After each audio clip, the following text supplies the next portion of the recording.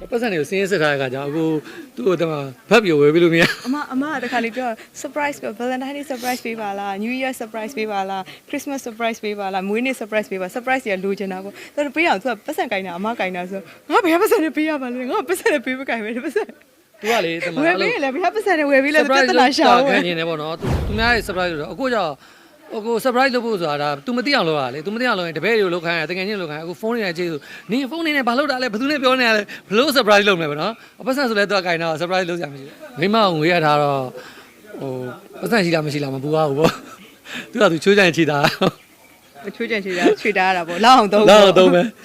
ပြောမဟုတ်ပတ်စံမကင်တဲ့အကြောင်းကြီးအခုအိတ်ထဲကိုအခုသွားမယ်ဆိုပတ်စံအိတ်ထဲကိုပတ်စံထည့်ပေးလိုက်တယ်ပတ်စံရော့လည်းမရော့သွားတုံးလည်းမတုံးလိုချင်တာရှိလို့ရှိရင်လည်းမိမအဲ့ဒါလိုချင်တယ်ဆိုသူကနောက်ကလိုက်ရှင်းပေးရတယ်တကယ်တော့သူကဘယ်လိုပြောဆိုတတိအမအနောက်ကသူ့ရဲ့ဟိုပါပေါ့နော် PA ပေါ့ဒါမှမဟုတ် secretary ပေါ့သူသွားတဲ့ဟာသူလှုပ်ရှင်တဲ့ဟာအမအနောက်ကလိုက်ရှင်းပေးရအဲ့လို